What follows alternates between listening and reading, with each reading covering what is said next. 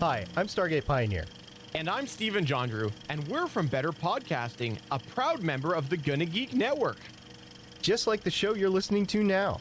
The opinions expressed are those of the individual host. Check out all the other podcasts at GonnaGeekNetwork.com. And get ready, because geekiness begins in 3, 2, 1. You have been granted clearance by Director Phil Coulson. Stand by for S.H.I.E.L.D. debriefing.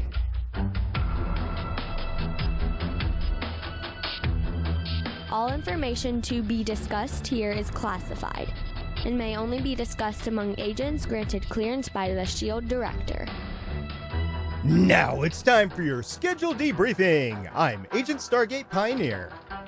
I'm Agent Haley. I'm Agent Lauren. And I'm Random Citizen Kier.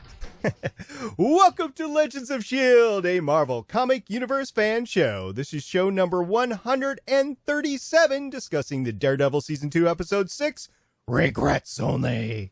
This show is recorded on Wednesday, August 3rd, 2016. Legends of S.H.I.E.L.D. is a fan-based podcast on the ABC television show Marvel's Agents of S.H.I.E.L.D., Marvel's Daredevil, Jessica Jones, and Luke Cage on Netflix and the general Marvel comic universe.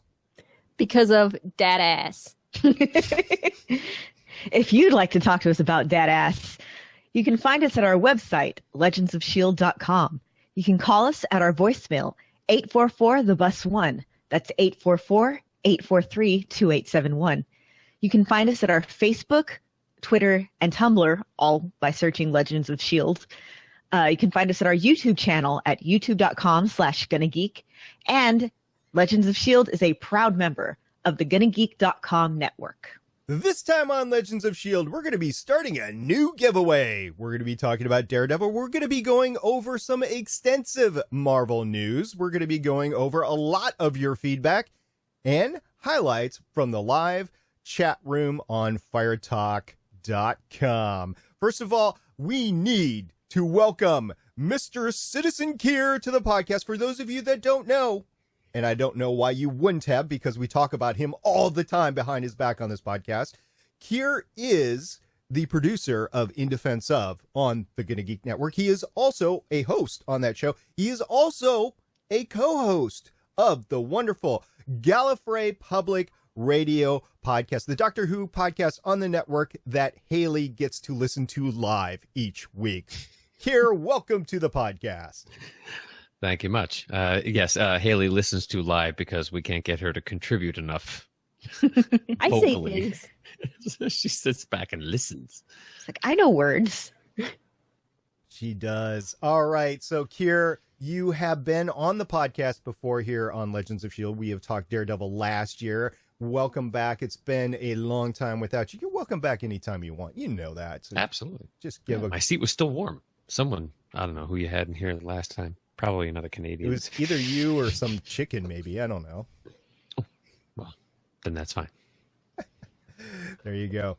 So we have this great giveaway that we're going to embark on this week. For those that don't know what we're giving away, it is a RFID shielded S.H.I.E.L.D. wallet that was purchased specifically in front of Mr. Beef, one of the co-founders of the network, as well as Willie and Chris, other hosts on the network. And it is an RFID shield, but it's got a S.H.I.E.L.D. emblem on him. And since I'm not going to take it out of the package, you're just going to have to deal with the S.H.I.E.L.D. emblem that's here. But you got to trust me, folks. This is a great wallet. It is yours. And Lauren, what do they have to do to get the wallet? To get this, like, RFID shielded S.H.I.E.L.D. wallet, so it's like S.H.I.E.L.D. squared right there. What you have to do is tell us, what is the most ridiculous thing you think Tony Stark would spend his money on? And we don't mean like, you know, like the most expensive thing, or we mean ridiculous. And you know us, you know our senses of humor, you know that we're most likely to give it to the person that makes us laugh the hardest. So get a hold of us on Twitter, on Facebook, on email, on the phone. just in a way where it will last, not like in the chat room or something, and let us know what is the most ridiculous thing that Tony Stark would spend his money on.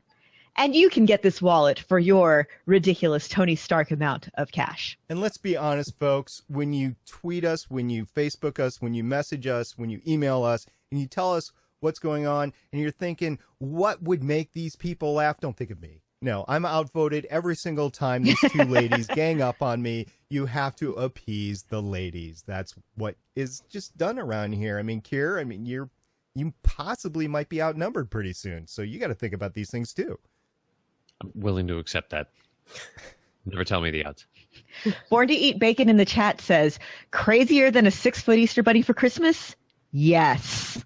Crazier than that. Remember, it has to be crazier than the giant teddy bear we saw in Iron Man 3.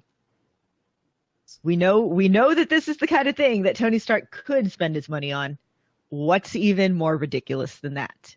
Go. We look forward to your answers. And this will be running through to, what is it now, the beginning of August. So let's go September. Looking up a calendar right now. Let's just go September 14th. What do you ladies think? Does that sound good? All right, September 14th. We both did thumbs up because I was drinking water, and Haley is like, my voice was robbed by Kier. That's great for audio. Thumbs up are great for audio. It is. So, yes. Well, if they want to see the thumbs, they should show up for the video cast. That's right. Or watch it later on YouTube. So, September 14th, Also true. 2016. Are you ladies, and I guess Guy too, Kier, are you ready to get into the Daredevil? Ready? Let's do it. Do it. That's what she said.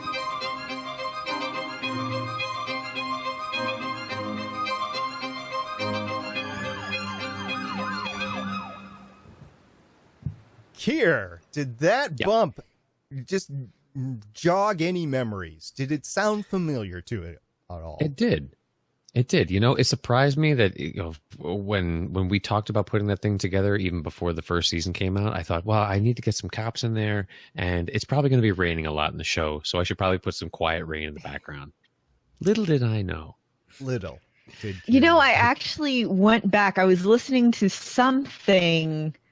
Oh, I remember. I was going back and listening to. I was trying to find the episode that we did where we had Haley Atwell, the audio that Haley recorded at a con last year, and I think that was our first mention of Kier, you doing this music, and I was like, oh yeah, and then yes, now we are discussing it again. So thank you again for that. Absolutely. That's just extra fun for me. Just doing little bumps and stuff. So It's great having the actual composer of the music on the show. Bear McCreary, if you want to compose something for our show and then come on and talk about it, we're all ears for that. I thought you were going to say Bear McCreary, eat your heart out, and I was like, plastic. no, it wasn't going to be anything like a compliment or anything. You know, Bear McCreary, if you want to replace this tall goon who's currently, handing us these crappy compositions, please do. Exactly. So let's get on with the episode. Regrets Only. It was directed by Andy Goddard, who has 26 total directing credits going back to 1998. He has, to his credit, one episode, which obviously is upcoming, of Luke Cage, one episode, so this episode of Daredevil, one episode of Once Upon a Time, 2 episodes of Dracula, and this is for you, Lauren, 5 episodes of Downton Abbey. I have not seen Downton Abbey. I'm just continuing the joke there. Okay. Okay, but more importantly, for our 2 other hosts on the network is 1 episode of Doctor Who and 6 episodes of Torchwood. What are those? I don't know. Go look at IMDb for yourself. Do a little work on your own. Dang it. Y'all are Jordy bad hasn't been in. influences, by the way. I'm finally continuing on my Doctor Who rewatch, or actually just watch through. I'm about to watch the last episode with Rory and Amy, and I added Torchwood to my list, so I will be watching those soon. That's a natural pattern. I'm surprised you decided to wait this long to make the jump over into Torchwood. So many people. Well, I just got back Amazon into Doctor Prime. Who from Torchwood. Okay, I Nope, just got fair. Amazon Prime, so Only so many hours in the day. exactly. I made it through the first 2 seasons, or series, I guess they're called, of Torchwood, and I was told don't go any further because You won't would not it. like 3. No, you personally I've would heard probably that have 3 issues is with like the everything is terrible. Yeah, so that's probably the one I would will love. love 3. Yes. Well, looking forward to what Lauren thinks about it when she gets around to it. Yes. And I don't know, are you going to watch the Olympics? We haven't talked about that. Are you going to watch the Olympics? Yes. Lauren? Yes. Okay. Speaking of wanting to see how bad everything gets. yeah. Seeing as how, okay, this is a bit of a diversion, but this is what's giving me life lately because I'm a terrible person. In the past week, the poor Australian athletes, there was, okay, at first they were like, well, our dorms aren't finished yet. And the mayor of Brazil was like, we'll just put a kangaroo in their dorm or something to make them feel at home. And they actually found like a kangaroo mascot and just put it there. And they were like, what are we supposed to do with this? And then their fire alarm kept going off. And then finally it went off for real because there was a fire. And while they evacuated for the fire, somebody came in and stole all their stuff, including laptops and stuff. Oh. And people have been mugged, and of course the water's filled with poo. And I keep watching, and I'm like, I keep reading all the stuff about, like, you know, the charges of corruption, and this isn't funny, but the horrific, you know, labor abuses and people being rounded up and moved out of the favelas, the slums that are there in Brazil. But the part of me that loves Schadenfreude is just like, how much worse is it going to get? So yes, of course, I'm going to watch the Olympics. All right. As we record this, the Olympics start in 2 days. Opening ceremony is on Friday, August 5th. This is Wednesday, August 3rd. Looking forward to that. And I just have to say, with the election this year and the Olympics, it's actually given me a chance to catch up on TV. That was, I was horribly behind on. So for that, I thank all of the other festivities going on this summer. Getting back I'm to just glad something is driving the election coverage out of the news for a while. I'm just overloading on like evil, gleeful laughter in the past couple months. I mean, it's either laugh or cry. So I'm laughing. Usually this much mayhem and evil taking over the world takes a lot of work, right, Haley? Yeah. Not that I would know, allegedly. It's just coming naturally to the world over the last few months. So, yeah, we got something going on. Some Hydra, something. In any event, getting back to Daredevil, it was written by S.H.I.E.L.D, and I probably said her name wrong, and my apologies, but it's spelled S-N-E-H-A. She, I assume it's a she, maybe it's a he. That's bad of me. I need to. I think Sneha's a woman's name. There's actually a really fascinating case. It's a missing persons case. This woman that went missing in New York City on September 10th, 2001, and her name was Sneha. And there's a whole lot of conspiracy theories of, did she run away? Did somebody murder her and take advantage of the chaos in order to hide the body? And if you ever, I think her name was Sneha Phillips or something like that. And yeah, it's worth reading. But anyway, Sneha's a woman's name. Okay. So she has a total of 7 writing credits directly to her name, 2 of which Warehouse 13 Grand Design. So not exactly the Warehouse 13 that we know of, but it was a web series. 1 of The Americans, which that's a phenomenal series to me. I finally got caught up with that this year. And it's, actually, it has her listed as a staff writer for The Americans. Yeah, right. And I've got that below. 2 of the and then written by. Okay. Yeah. I see. 2 of Constantine episodes and 1 of Daredevil. And she is the story editor and staff writer on a ton of other stuff, mostly these series, but there's other stuff as well. So she does know her way around a series. So that is great. As we start off each episode, we start talking about the title, Regrets Only. Now, I could think of a couple of reasons why this episode was named Regrets Only, but Kier, do you want to take a hack at one of the meanings or multiple?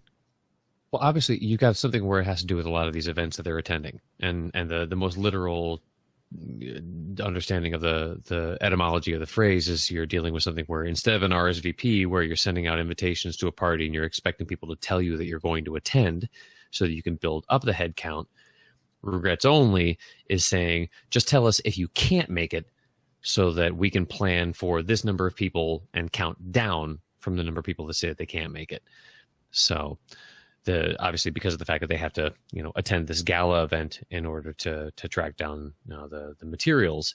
That's one of the, on the surface level, obviously the subtext, that's where we get into the nice double entendres that go along with these episode titles.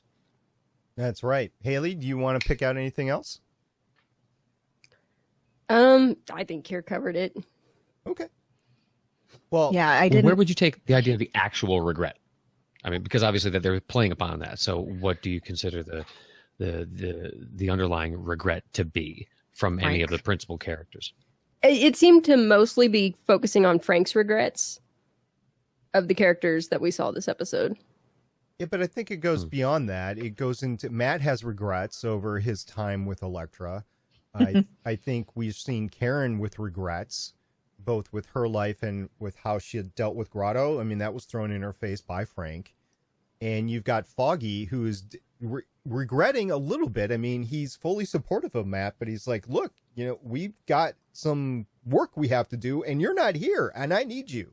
So there's a little bit of that going on, too. He's really regretting finding out about all of this, I feel like.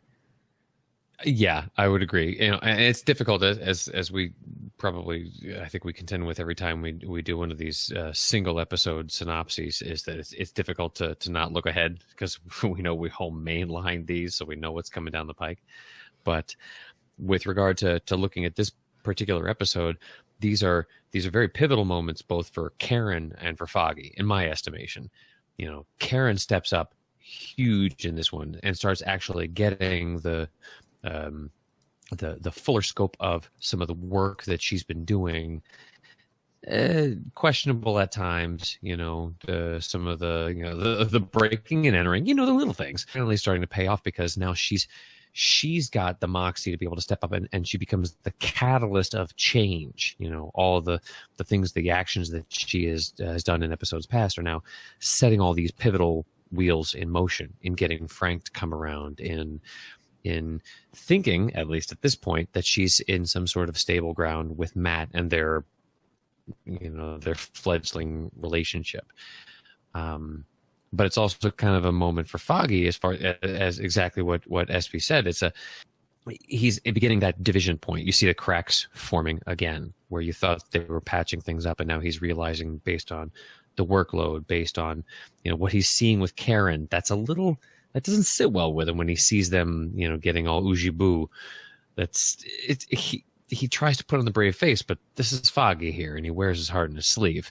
The sleeve of this really horrible shirt that he's usually wearing. Anyway, and then just over the knowledge of the whole Daredevil persona and the vigilantism.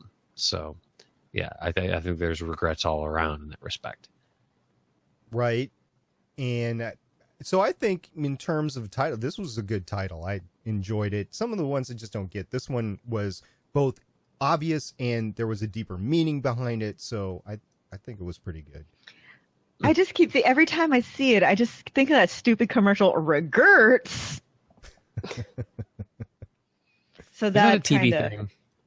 Yeah, it's a TV thing here. You wouldn't get it. I don't understand. Somebody's cut the cord.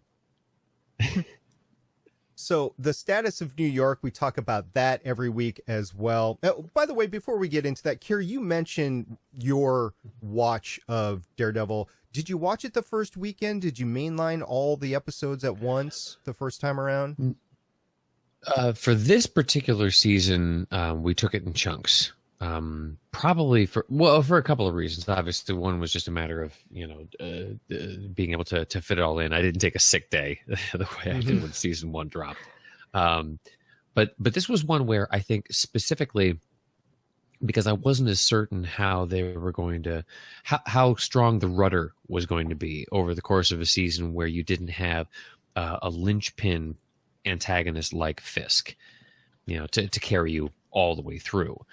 and what I was seeing from trailers and what I saw from the first couple episodes, and thinking, all right, well, yeah, I understand where they're going with the Punisher concept, but Punisher isn't really your antagonist for the season.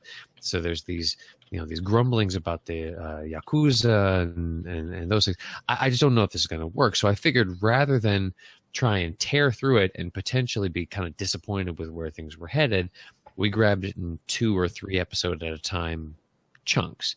So, which means when we came around to this was like a break point for us. We went like 1 through 3 and then 4 through 6. So this is where we stepped away for a couple of days and left us with literally like on Foggy's line about, we got work to do because the trial's in, X number of days. Go. So I think it was a nice little break point just for our viewing pattern, and allowed us to be able to look back and say, all right, there's a lot of things that we thought were getting a little wobbly in the storyline that now as far as I'm using my spinning plate analogy. So when the plate starts to spin down and you haven't paid attention to those B and C storylines for a little while, the plate starts to wobble on the pin. But you go back and revisit it, give it some energy again, and it's spinning at full tilt. Now you've got everything on a level field, and we're ready to tear into the next chunk of action. It was a building episode. What's that? Do you spin the plates on a glow stick? If you're lucky. Okay. Yeah, you're right. It was just to make it look pretty. Yeah, right. It was the start of season or the second part of the series. We talked a little bit about it last episode where that was the end of Act 1. This is the start of Act 2. Question for you though, Kier, was the 3 episodes because that's when Netflix said, "Are you still watching?" Oh, no. I turned that off a long time ago. Okay. Because I don't want Netflix judging me. Because I see it as, I didn't know you can do that. Hold on. Yeah. I think she needs some instructions. Lauren's going to wander off and click right on now. Because Kier would No, I'm Kier not would wondering. fall I'm asleep. opening up Netflix in another tab. No, So I can do let this, me clarify like- though. Stop, halt. Put your clacky fingers down for a second. This is not a matter of being able to turn off the reminder that it's auto playing all the way through an entire scene. No, hold it. Pause. Well, then why did you tell me you could do that? This means that you have turned off the auto advance to the next episode. Oh. Because you wouldn't stop for a second for me to get the sentence out. So we choose not to autoplay to the next episode so that we can stop when credits roll and we say, all right, you in for another one? Okay, go. All right. If you autoplay, you have no choice and you're going to get the judgy sentence. And I personally interpret that as the accent is on the word still. Are you still watching? Hey, are you still watching? Meaning, is there anybody out there? No. Are you still Judgy Judgerton? Netflix, tell me that. I'm sorry. I'm still so disappointed. Well, okay. She can't be paused for 4 seconds to hit yes, continue. She's got toasted in. I can't. So Kier, I you usually the remote watch it when drifts I'm away. knitting or something. Oh.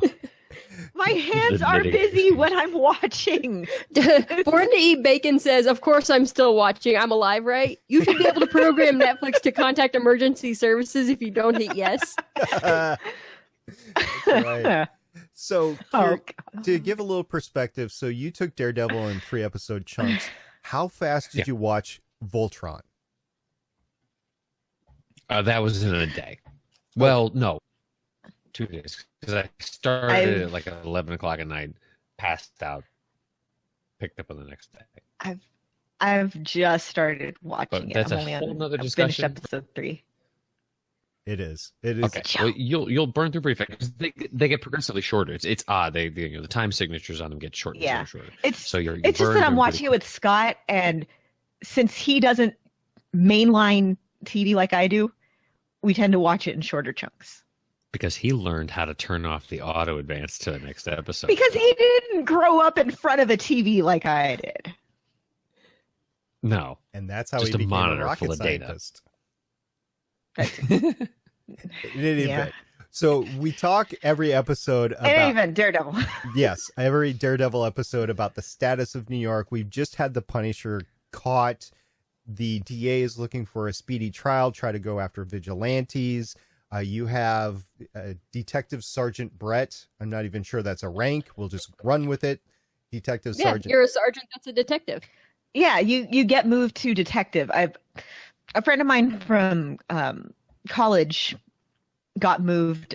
He was in the Houston Police Department, and he went from, I forget what rank he was when he was a beat officer, but then he passed the detective's test, and now he's a detective.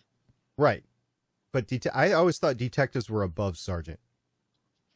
No. It's a different department, I think. Yeah, sergeant is a rank. Detective is a job.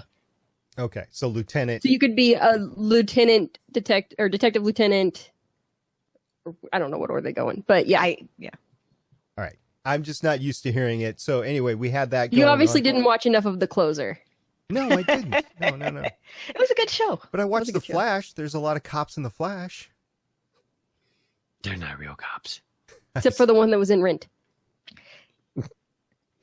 He's a cop and a singer. He is. He's got some pipes to him. In any event, you got a lot going on. And I think New York is pretty stable right now. It's pretty okay with the world. And whole episode is tipping at the underpinnings of the stable new society that we've discovered after the Punisher was caught last episode. That's my interpretation on the status of New York. Does anybody have anything else different for New York in general, New York City?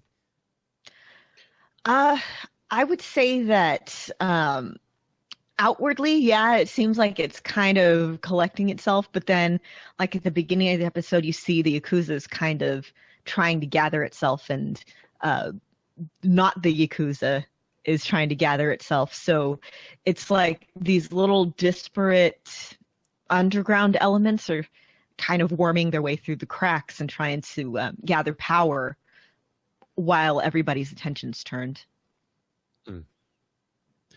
I do notice. So while anytime Frank you've was got, being the big flashy, while the Punisher's being the big flashy, look over here thing, they're off in the corner, like moving and preparing themselves to enter the power vacuum.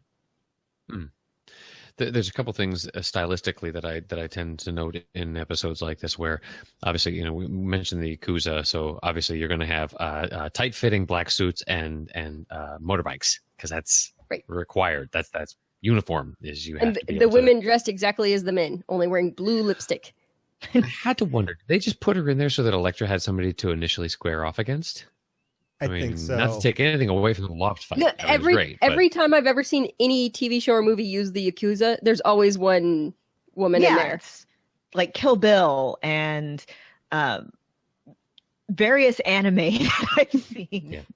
Because she's got to be the one who's extra crazy, right? She gets taken up. But You there's- gotta have so- the one with so- the hair that I want. Like my hair doesn't do that. Gotta make it spikier. I know I try and it just No, goes. but no, but the It was the kind flip of side spiky, of but that at is the there's anyways. wow, we're so off the rails.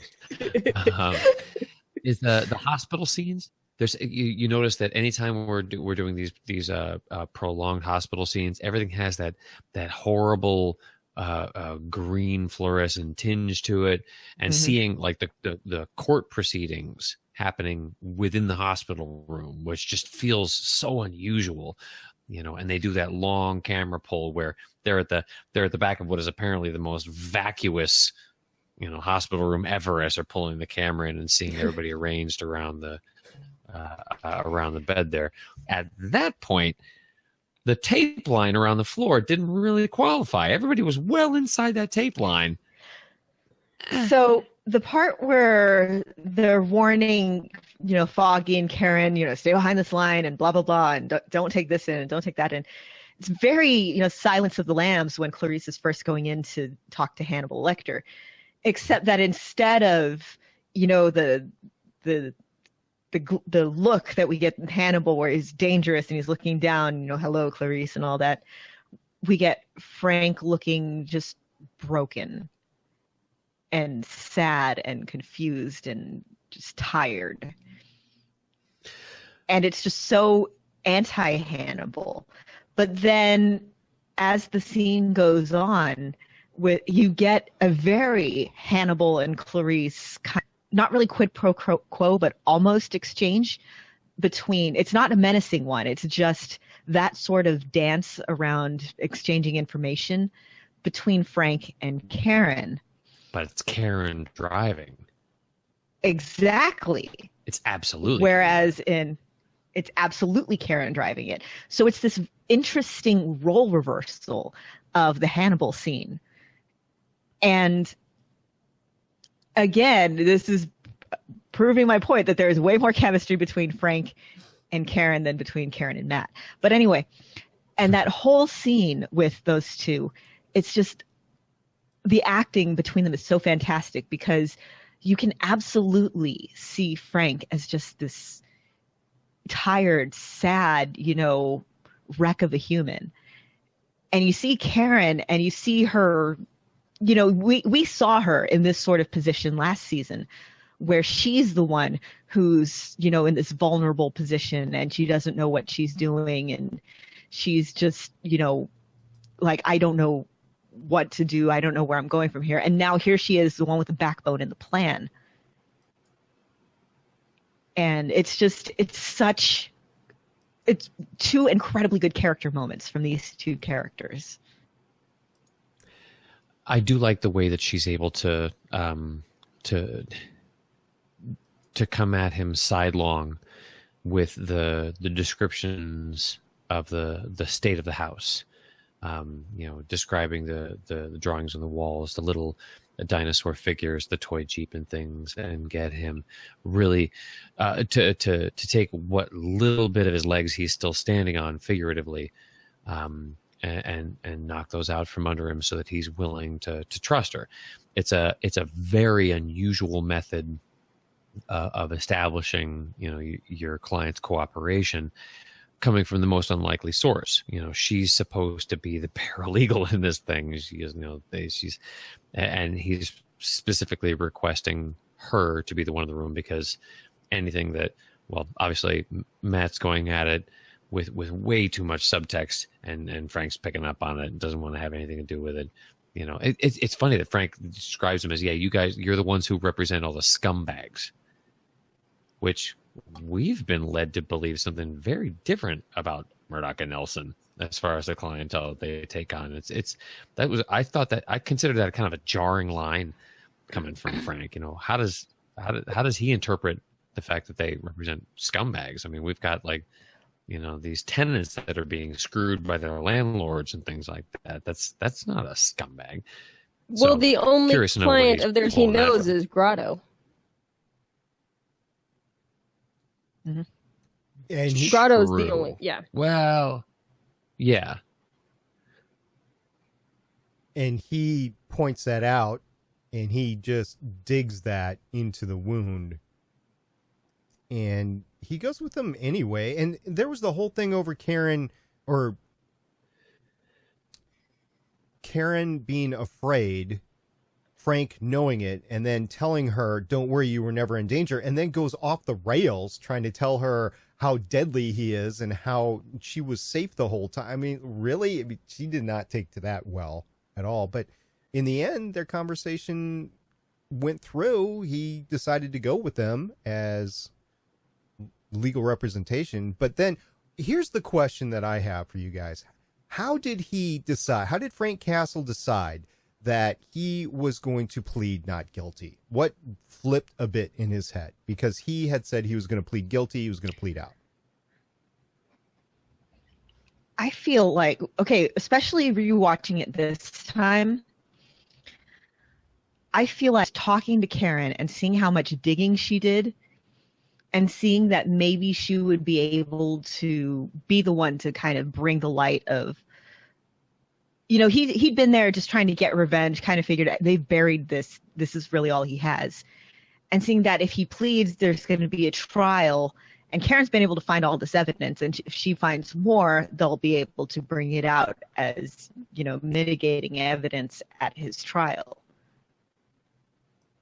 And it's just one kind of I would say no F you to the system. Because yeah, he's going to be found guilty of killing all these people. There's no doubt about that. But having that evidence out there in the public, in the a very public trial, I guess is really his only last. Yeah, what he sees as his last revenge. Down with him.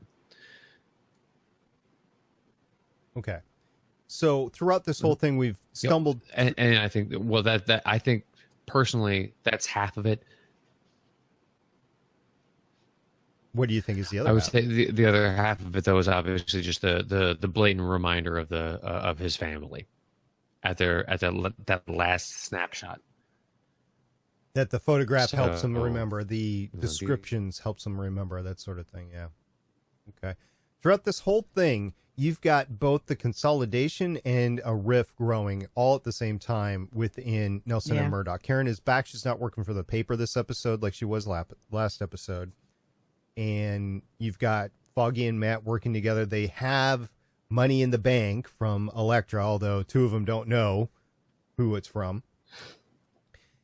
And you've got this case which they vehemently disagree upon actually going through, but in the end they all decide, okay, this is the route we're going to go, this is what we need to do.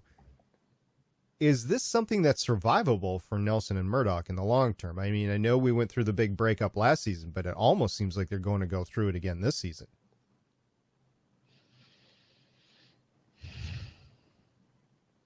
I feel like ultimately, yes. It is going to be a tough time, and they are going to have to come through it, through a lot of soul searching and angst and everything. But the fact is, especially since Foggy now knows who Matt is, excuse me, that they'll see that they are both trying to help the greater good in their own way. The only way that I could see them not kind of survive this is if Matt does something as Daredevil that Foggy finds completely indefensible. I think that Foggy would be willing to put up with a whole bunch of crap up until then. And the stuff that he was doing this season, I think it's just kind of the first sort of, oh my God, I can't believe you're doing this. But then as he gets used to it, he's okay, well, this is what he does now. Well, look at remember the conversation that they had when they were starting to go at about the midpoint through this episode. There's a particular exchange between the two of them where Foggy comes forward with what is really his take on the current state of affairs boiled down to a single line, and Matt retorts with, I think, what his current state of affairs. Foggy says something about, you're trying to come up with something that justifies saving a man. Are you saving a man, or are you saving a vigilante?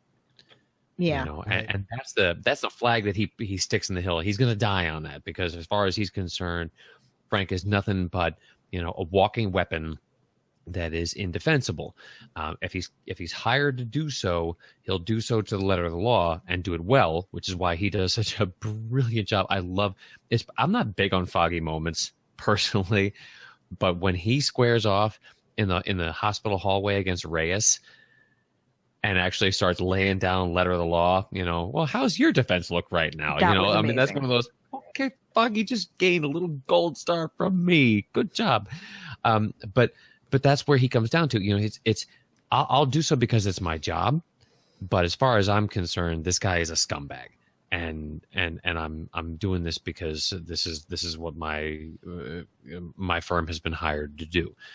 But Matt's retort to that is something that, at the end of the day, Frank is a person, and a person shouldn't have to die. I mean, that goes back to the core of what Murdoch is entirely about, that there is justice outside of vengeance. And Frank has gone so far over the line of vengeance that justice has been lost in the smoke. So if you're talking about that one thing that's gonna drive that irreparable wedge, it's going to be something about the definition of where the line sits between defense and indefensible, with regards to individuals who blur the lines of morality. It's going to be a moral decision less than a behavioral choice in Foggy's eyes, and it's going to be Foggy the one that walks away, not Matt. As it kind of was last season as well. Yeah, I'm trying to think of an in defense of pun here right now, but I can't think of one. So make up your own in defense of podcast, blah, blah, blah. Anyway, it is a good point. In defense of vigilantism. That's right. That's basically what it is. And it's self-preservation in the end as well. So, well, I guess just to kind of button that up, because I know it was something, it goes back to the way the two of them both see Frank, and it goes along with it's you could extrapolate a little farther to what Ferris had been talking in previous discussions about heroism. You know, the anti-hero, or that unusual position where Frank sits within that scale. Conversation for another time, or maybe we'll offline it to the forums and things of that sort. But, you know, even after seeing this one, I do not consider the Punisher to be a hero. My personal take, but I think that's because I see something within both what Foggy and Matt recognize. You know, Matt looking at the protection of life at all costs, even for the most reprehensible individuals. Almost, well, it's a very Zen thing. But there's Foggy's idea that you can't do the things that he's done with the motivations that he's had and be in any way interpreted as even defensible, let alone heroic. Mm-hmm. So at the end of the day, it might just be a weapon to be used, break glass in case of war, sort of thing. Hey, something bad is out there, and we need something bad to combat it. I mean, that's might be where it ends up. In the meantime, though, we've got this schism just festering in Nelson and Murdoch. But let's get back to the Daredevil. So this is some cool fights. It starts off with Japanese ninjas, right? The Yakuza fighting, and the amazing scene in the loft. It was kind of the best fight scene of the episode. Takes you right off the bat, and they built up to it the entire last episode. So that was pretty cool. You got the knives coming out, the nunchucks. Daredevil himself, you see where he's not all that great in the fight with them. I mean, he's met his match in this. He's holding his own, but they're getting their punches in too. Mm-hmm. I think this was arranged so that it was more Elektra's show. She was absolutely in the driver's seat. She was, in more ways than one. Yeah, okay, so spoiler for last week, I guess. This was the episode with the "you can't mask that ass" line. So sorry. That's I knew I remembered hearing it, though. I knew it. True. I don't forget lines about butts. Which is why the because of this episode was dat ass. Dat ass. That's right. So you also had the smallish sort of fight in the bathroom at the party. So Matt took out the guards. With the most brilliant diversion ever. I mean, okay, your clothes are torn, you're sweaty, you're in fancy dress clothes. How else are you going to hide it when you're with a friend? Just start making out and pretend to be really drunk. It'll work. To remember that next time. Just start making out. Lauren's advice. Yes. When in doubt, start making out. Pro tip. Isn't that a trope? One of those things. The cops are coming. Quick, duck into this alley and make out with me. They just went. It's a trope for a reason, though. Because when it's the Captain America thing. It's people are uncomfortable around displays of affection. If I see people making out, I'm like, whoa, and I just kind of turn away because, well, first of all, I can't stand the sounds of like lip smacking and stuff. It weirds me out. But it makes people uncomfortable. And also, it's fun. Of course it. I guess I should probably preface this with, well, too late for a preface, but I guess I should say that I do not recommend breaking into high security buildings, rifling through their stuff, and then making out with somebody after beating up everybody in a bathroom. I 100% recommend doing that. We'll take that. All as legal written. action now goes to Haley. There you go. So you, They'll Kira, never you mentioned, mentioned, Kira, you Because mentioned, you will be making out with someone. Kira, you mentioned Elektra being in the driver's seat for this episode. She's definitely got everything planned out. She's trying to get the ledger or whatever they're going after, whatever you want to call it. And she knows she needs Matt's hearing to crack the safe. So she's got all this planned out. They go ahead and they do it. And they manage to get out, and she lives another day. She survives another near-death experience. So she is emboldened by this. And let's do this again tomorrow night. Yeah, they're the wheels within wheels as far as her machinations. You know, she knew that if she was able to get his involvement to a certain level, she'd be able to raise the plateau, you know, and move on to the next one. It's for both of them. It's a drug to a certain degree. She is far more addicted to it than he is, but she knows that there is a bit of that lust within him. Not to mention the fact it's not just a matter of just the thrill of the chase or the fight or what have you, but it's also the fact that if she gives enough of an implication that there is that there are moral imperatives involved here. There is crime to be stopped.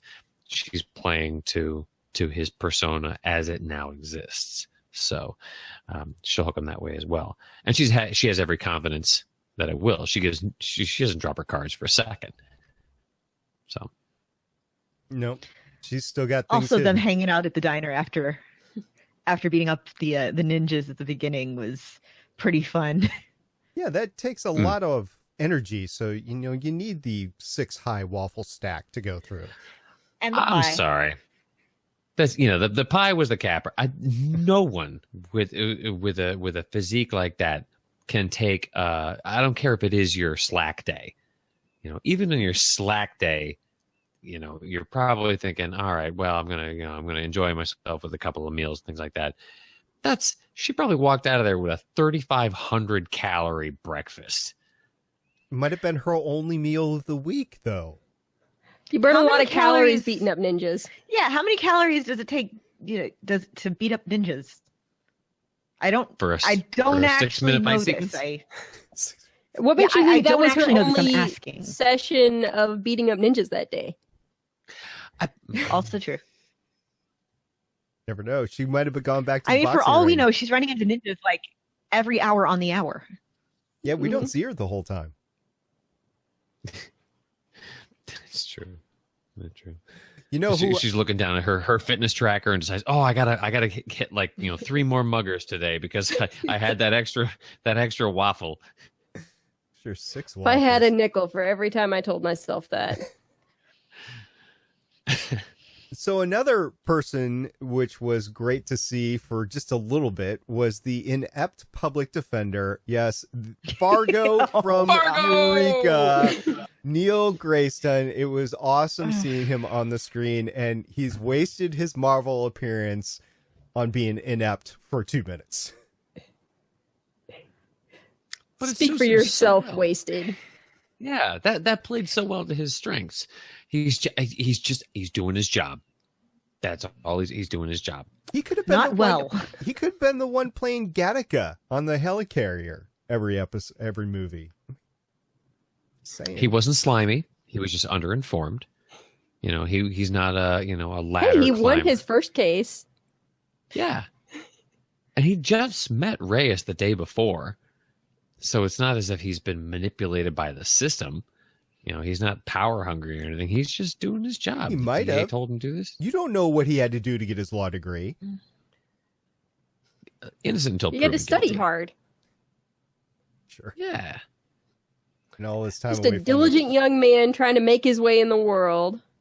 It was good to see him. It's been a while since Eureka's been on the screen, and I know he's done a few other small projects, but if you don't know what we're talking about, go to Eureka. He plays a character, Neil Grayston plays a character called Fargo, and it's just fun. And it was good use of comic relief for that little bit of scene. He was also the voice of a house. Oh, that was him. Okay. S-A-R-A-H. I forget what it stands for. It had a great Twitter account that obviously is shut down now. But all right. You guys got anything else for the episode? I know we covered a lot of ground, but what are we leaving on the table? Kira, you have anything? The only other things I had on here, as far as the walkaway notes, was that this was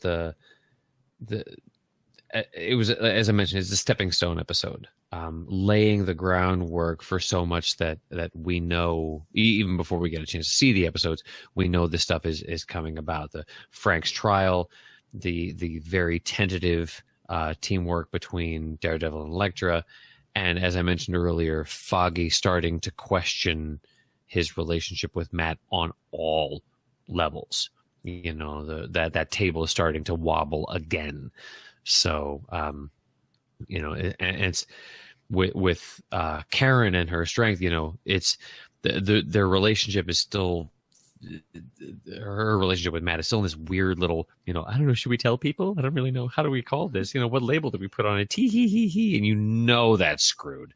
The moment you can't, they only have a very small circle of people that they can fight in, and if they can't even just tell Foggy, "Oh yeah, we've been bonking for a couple of nights," so just so you know, if you can't do that, trouble. There's red lights going off everywhere. Well, they haven't been bonking. They've just been out on the town. Matt deliberately does not go up to her place. Sure. Right. In their mind, though, and he's Catholic, and if you're Catholic, if you think it, you did it. So you might as well do it. Yep. Sure. Got anything else, Kier? No, that's it in a button. Lauren? At the end, Mr. Fingers in a Box guy, what makes you think I'm Yakuza? Dun, dun, dun. The guy's just standing around the guard that killed the other guards, and then he's just standing there looking at the dead. I mean, what do you say? It's like, okay, whatever. Oops. Let's start with oops and go from there. I'm not going to Poor tell guy you. with his wine spilled shirt and his now suddenly brown pants. He was just having a rough night all around. It's like episode of Crimson Comet in here tonight. Absolutely. Haley, what do you got? We kind of talked about this. I don't know if it was last week or in an earlier episode, but Frank was kind of bragging about his marksmanship to Karen. Yep. And when he was in the hospital weeks ago, he was clearly just blasting nonchalantly, not at all concerned about what he might hit. And I just feel like in this episode, they decided that he was going to be a little more noble than he actually had been in some previous episodes. Good point. I mean, we did talk about the shooting in the hospital before. We talked about if he was being deliberate or trying to hide his face or not, and he was full bore wrecking ball just going in there. So we did talk about that before. He came in like a wrecking ball. Awesome. I won't sing anymore. No. Okay, but now you're picturing it, right? Frank Castle and the little outfit and the... Okay, because... Haley, please save us. What do you got left? Quotes. All right. Shoot him. You can't mask that ask. I know it anywhere. You've been working out, by the way. I appreciate that. Don't we all? Lack of oozing wounds while he's changing. Yeah, there was another point. We got a shirtless scene, and there was no bleeding. It was pretty well lit. The only thing they could have done is make the car a little bigger so they could have pulled back the camera farther and shown more of his torso. But otherwise, it was pretty good. Even Elektra was ogling him, Exactly. which I appreciated too. She was just like, How you doing? That was pretty great. Because I did theater in summer camp. which is exactly the kind of thing these reporters will figure out if they... I can't read my handwriting. If they start digging into me. Yeah. Poor Foggy. Yeah, Foggy. Yeah. Yeah. Doomed. Summer camp theater is always going to come back and haunt you, especially because he's a millennial, which means it's all on the internet. Yeah, you know how well documented that is these days? Is I'm it so fun glad I time grew up before at that. band camp? I'm was sure in my Ghost- parents still have some like school plays and stuff on cassettes somewhere. I know mine do, and It's okay. There's nothing to play him on, so Yeah, I know, because they went in that special sized, thing Yeah. for the recorder, and then you had to have the adapter to play it on your VCR. yeah, the little, yeah. Been a while. Not guilty. That's the last one. Yeah, not guilty. Everybody's like, whoa. Oh, snap. Dun, dun, dun. So great. I think this was great transition episode, great setup episode for the rest of the series, and a great cap off, even though I think last week was pretty much capped off for the first act. This definitely capped off the first act and moved on to the second. So looking forward to the rest of them, Kier. I know we got the rest of the podcast here, but we'd love to have you back at some point in time. So if you can free up some schedule, we'd love to have you again. Bet. Absolutely. All right. We're going to move on into some news.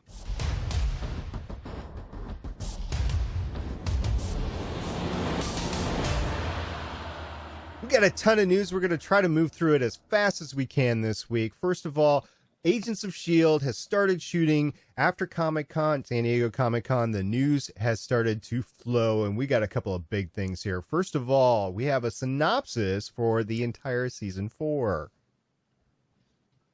Yes, we do. It's very long to read, but you can find it on MCU Exchange. We're going to be linking to it.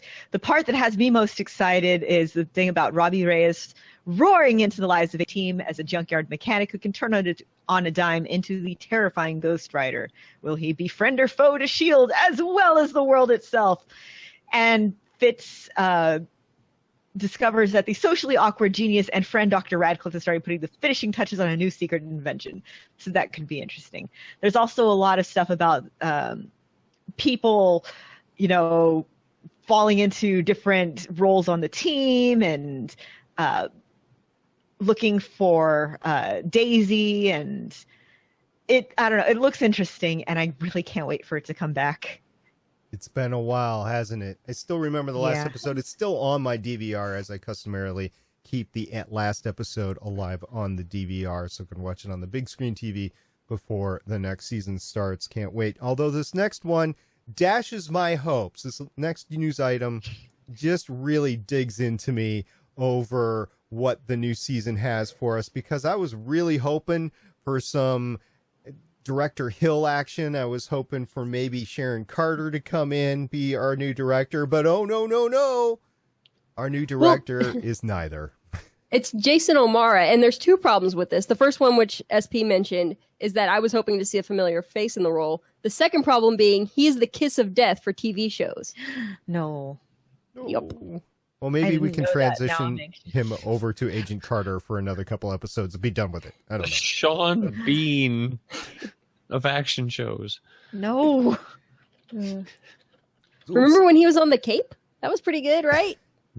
He was on the Cape? Oh, no, never mind. That wasn't him. That was that other guy that looks kind of like him. Well, he's George Washington on... Oh, wait, no, that's Sons of Liberty. No, he was on Terra Nova. That's what he got canceled. Oh. Okay. Rats. I like that show. I know a lot of people didn't. I did. I didn't. It was entirely not enough Jurassic Park for my taste. No, it wasn't, but it was getting better by the end of the season. He was the main character, the kind of disgraced cop that was trying to help save the place at the end of the series. But yeah, he's been in and out. He did. Oh my God, he was Wesker in Resident Evil Extinction. He's been in The Good Wife. After Terra Nova got canceled, he had a stint in Vegas playing basically the same character, if I remember correctly, although I didn't watch Yep. that. That show got canceled after one season. Yeah. He's been Batman in a bunch of DC animated movies. I think I first saw him in Men in Trees, and I don't know if anybody watched that, but that was actually kind of a fun series to watch. Kind of missed that one. Yeah. He was also on The Closer. Oh, He He was set things on fire. he was in Band of Brothers as well. That's some cred there. That's some big cred actually. so technically, Batman is going to be S.H.I.E.L.D's new director. Technically. Is that objectively wrong? I'm just saying. Okay. No, I'm just saying. It's technically correct, which is It the is best kind of technically correct. Yes. Yeah, he's going to be playing a character who has roots that go back in the 40s, so let the wild mass guessing commence. I'm hoping he plays the original Human Torch and he's on fire No, constantly. Oh, He'll that'd be so cool. like the grandson of the general from the first Captain America movie. Yeah, probably. Tommy Lee Jones's grandkid. But I want him to be doing an impression of Tommy Lee Jones at all times. Another thing that's going to happen of a character coming forward is that Foggy's going to be in the Defender. This sounds like just this all-encompassing cat. It's going to be a fun time. I can't wait for this series to come out in 2017. The Defenders. I love that birthmoviesdeath.com's headline for it is "The Defenders will not rob you of your precious Foggy Nelson. Everyone's favorite character will be back." Because let's face it, Foggy is adorable. And we just talked about him like a bunch in the past few episodes and how he's, being badass in his own special way, non-superpowered way. And it says that he will not only appear in The Defenders, but will do so with a sizable role instead of just some walk-on cameo. So we'll see in what role he'll be in it. Like, is he going to be lawyering? Is he going to be basically a damsel in distress? Is he going to go Flynn? I mean, who knows? I don't know. He's grown some cojones, so I don't know if he's really going to be a damsel, but I guess they could write him that way. And when you said everybody's favorite character, I was like, oh, Sharon Carter's coming. I know. No, that's not going to happen. And then if it's not Sharon Carter, oh, the Koenig brothers are going to be... No. Okay. So don't say favorite character if it's not really the favorite character. That's all I'm saying. All right, moving on. We got a notification of a news story we'll talk about later, but the news story itself is that Infinity War is not going to be 2 movies. It's going to be 1.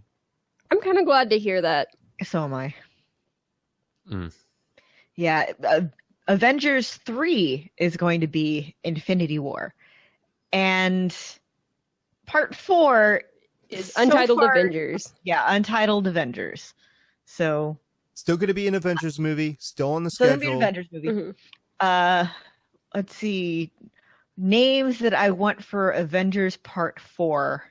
Oh, actually, it looks like they're still doing a 2-part Infinity War story. They're just going to have a different name Right. for the second part now. Electric Boogaloo. That's what I was going to say. The story is basically the same. They just couldn't call it the next one Infinity War. Part Infinity 2. War once more with feeling. Infinity Infinity War again. Infinity War, the search for more money. In this next news story, we talked about this off and on, especially with Black Panther coming out, but apparently there's been a priority for hiring a certain ethnicity on the film. Yeah, so we've talked about the director of Thor Ragnarok, Taika Waititi, and I mentioned I love this guy, his movies. What We Do in the Shadows is one of my favorite movies. He is of Maori descent, who are the Aboriginal New Zealanders. And he made it really clear to Marvel's producers from the start that he wanted a lot of Indigenous people working on the film because they're actually filming in New Zealand. So, hey, let's actually hire people who live here to work on it.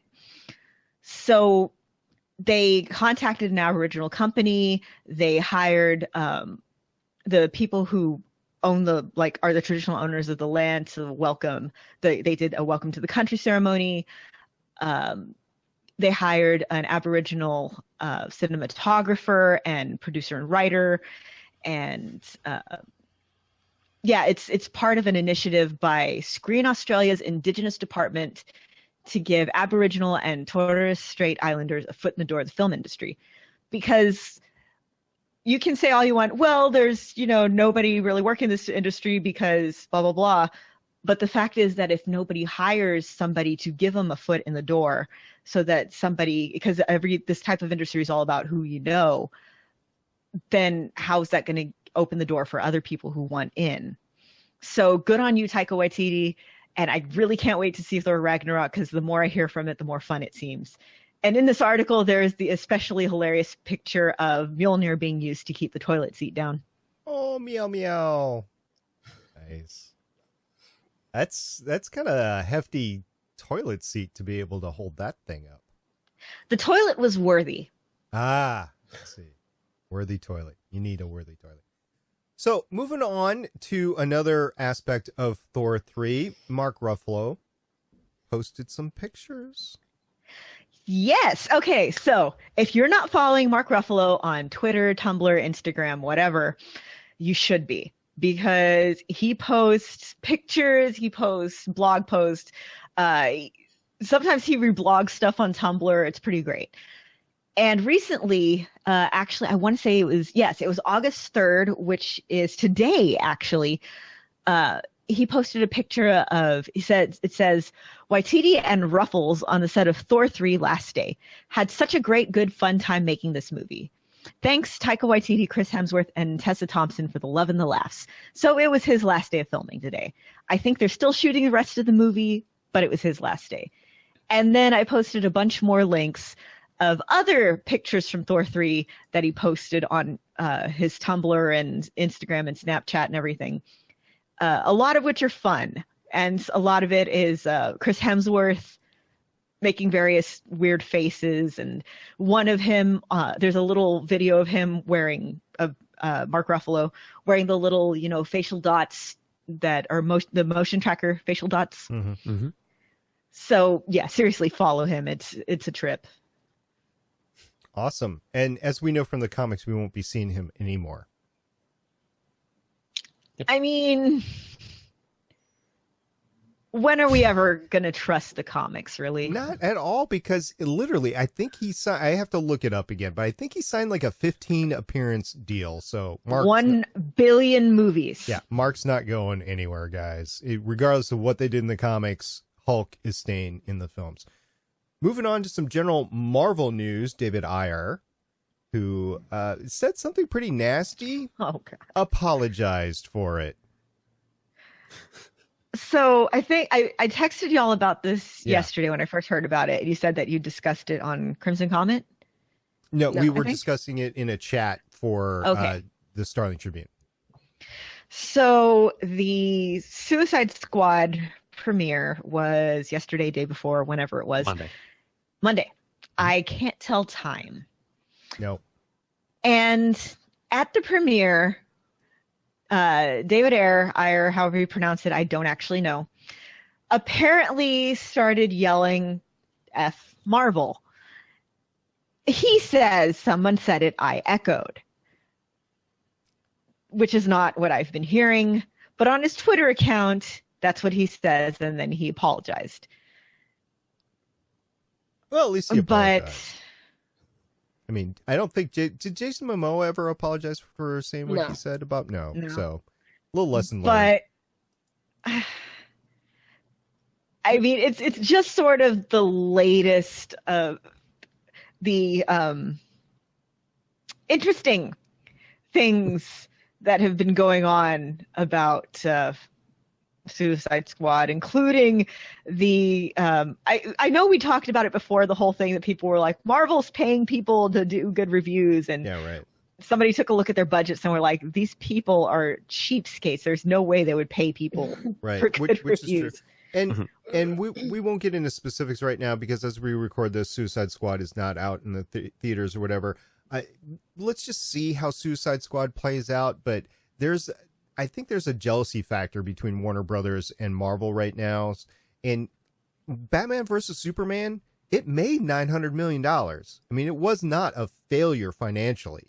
It wasn't as successful as it could have been, but it wasn't a failure. So we'll just see how Suicide Squad, we'll see how Wonder Woman pans out and just go from there. In the meantime, Marvel continues to rack up the bucks. We'll see if Doctor Strange All I'm pulls saying, it off in November. all I'm saying, people, is if somebody doesn't like a movie, it's probably not a conspiracy.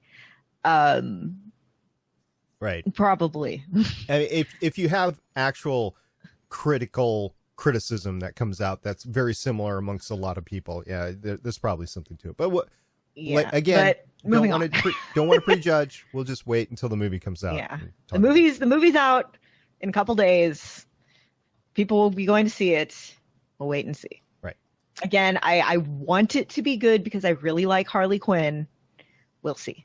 I thought we talked about this next story already, but maybe we didn't on this podcast. Apparently, Disney's Tower of Terror is changing to a Guardians of the Galaxy themed ride. I swore we talked about this earlier this summer, but maybe that was just me hallucinating. I think we did talk about it before, but it's official now. Okay. In Disneyland in California, they are officially changing the Tower of Terror to Guardians of the Galaxy Mission Breakout. So it looks like in the video, they're changing the Tower of Terror to the Kiln, which is the prison from Guardians of the Galaxy. And, well, I thought it was the Kiln. It looks like the Kiln. But then it says, the setting is kind of a fortress that's owned by the mysterious collector, and it's packed with creatures and his latest acquisitions from across the universe. Now he has imprisoned the Guardians of the Galaxy, and they're hanging in display cases over a giant abyss. The captor doesn't know it, but Rocket Raccoon has escaped and is enlisting our aid, all the guests, to help the Guardians in a breakout scheme. And the rest is comical chaos. Very funny, very irreverent story, and a really wonderful addition to a Disney California adventure. But he's going to need that guy's leg. Definitely. It's very important to me. It is a ride that I unfortunately will never be able to go on because I had back surgery a decade ago. And the last time I tried to go on one of those, dungeon drop type rides, I had a very bad time. So the last time somebody else will have to go on it and report back to me on how much fun it was. The last time I went to the Magic Kingdom, I had fun on the Tower of Terror in MGM Studios. Again, that's in Florida, not in California. But yeah, I would enjoy a Guardians of the Galaxy themed ride on it. But yeah, it does jack your back up. Yeah, if you were missing disc space and have a spinal injury and everything like that, it's a bad time after that. It could definitely be. All right, that's it for the news this week, folks. We'll move on to some feedback.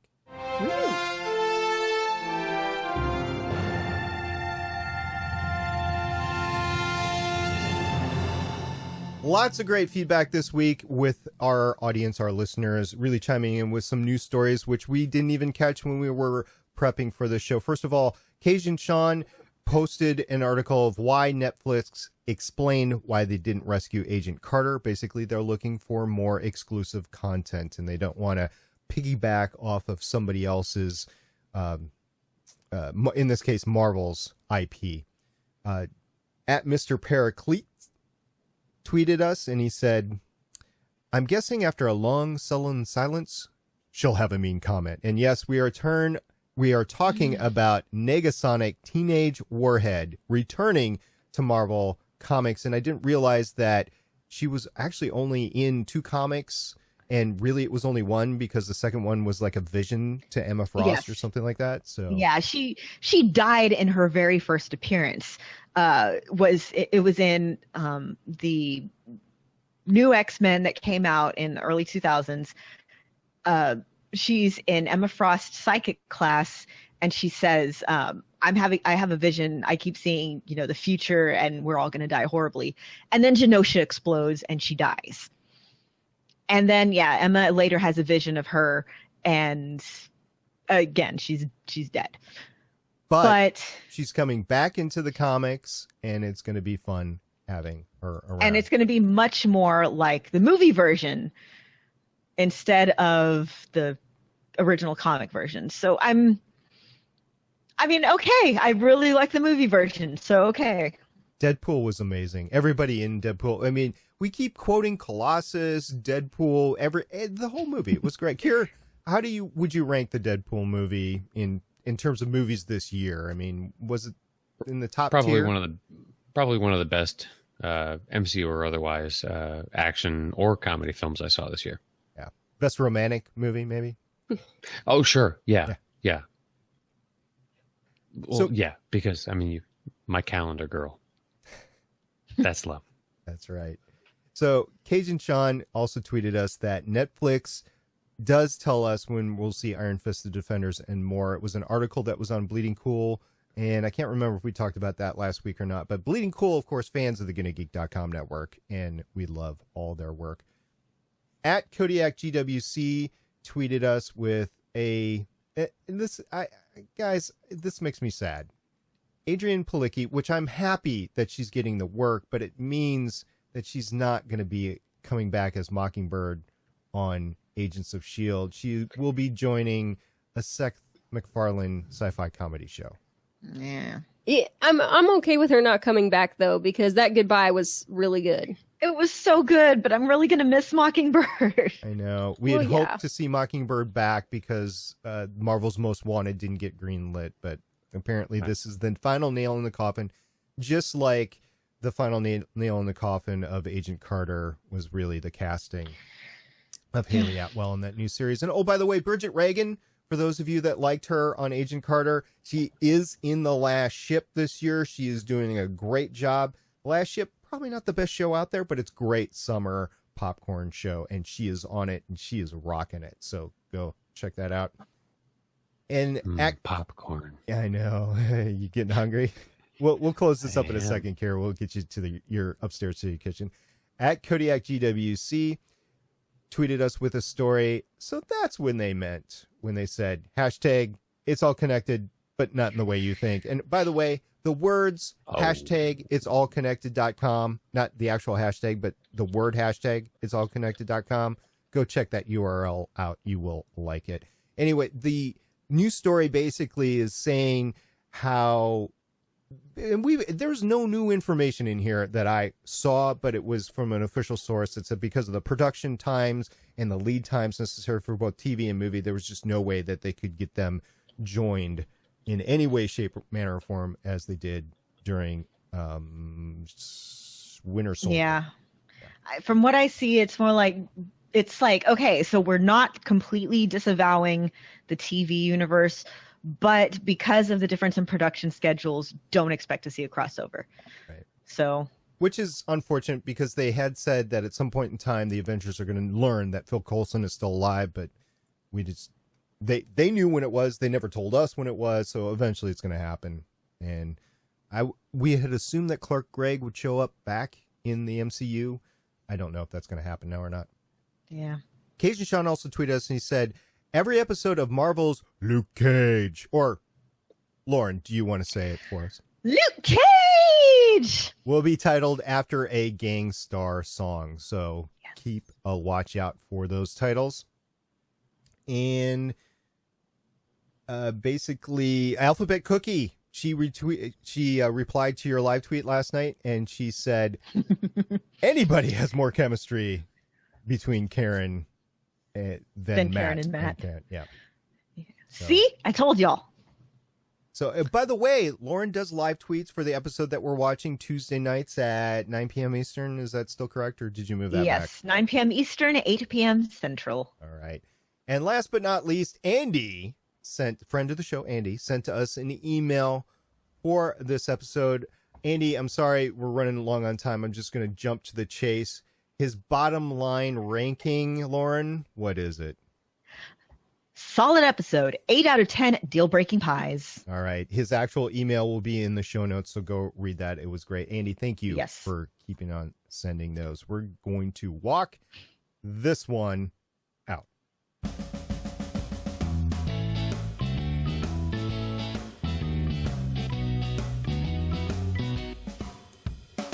Join us next week as we discuss Daredevil Season 2, Episode 7, Semper Fidelis, with Michelle. Yay, we get another Michelle episode. That's going to be fun. Hey, you can find out all our live streams, because apparently we're going to be hopping services until we find one that works. You can always find us 9 p.m. on Wednesday at geeks.live. That's www.geeks.live. Kier, you're the social media guru of us all. Do we have to say www anymore? I mean, what's up with that? It is given, unless it is something otherwise where that URL prefix won't get you there. Assume it as written.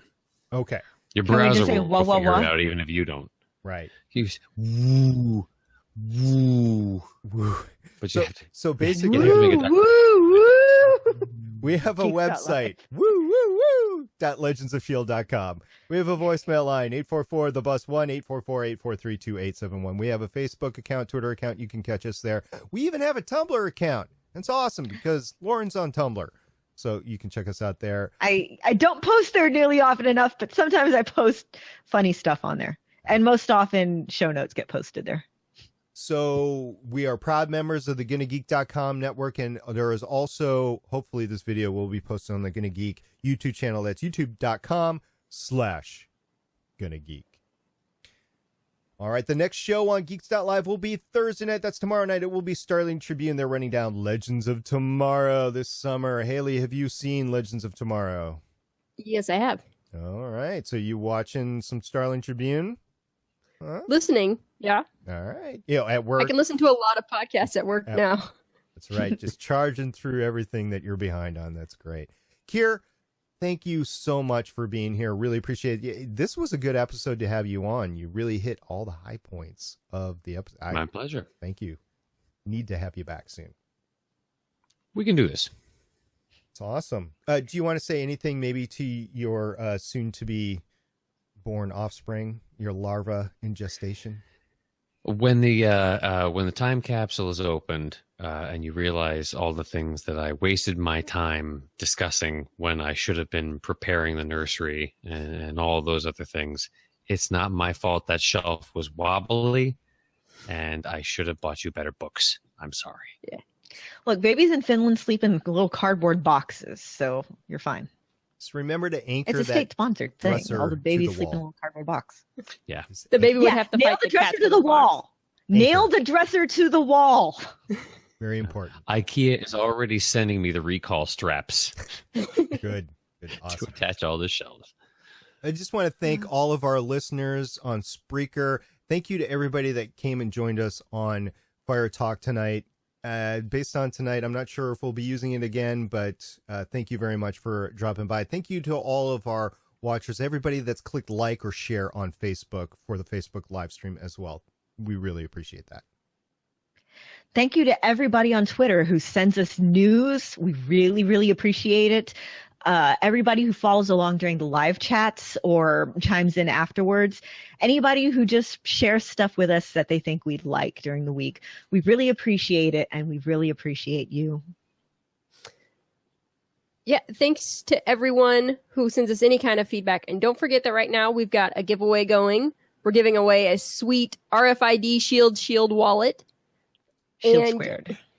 Shield squared. And to win that, you need to let us know what ridiculous, extravagant thing Tony Stark would spend his money on.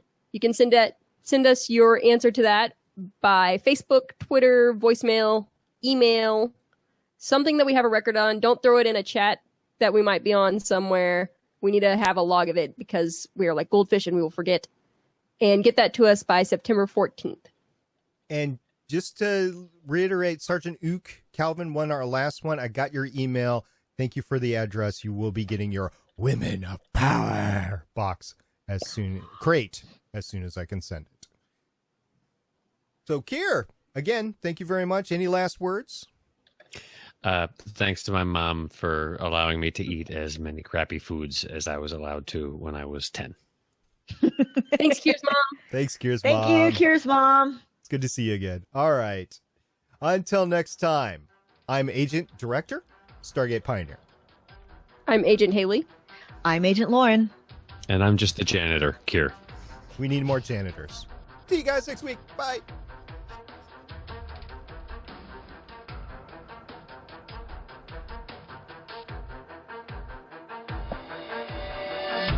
Thank you for listening. If you want to leave us feedback, go to GonnaGeek.com and you'll find all of our contact information and other shows. You can also visit legendsofshield.com where you'll find our complete archive of podcasts. The music heard on this podcast is by Kevin MacLeod and can be found at incompetech.com. The opinions heard on this podcast are those of the individual host and do not represent Legends, Stream, or GonnaGeek. Agents of S.H.I.E.L.D. is the property of the Disney Corporation. No infringement is intended.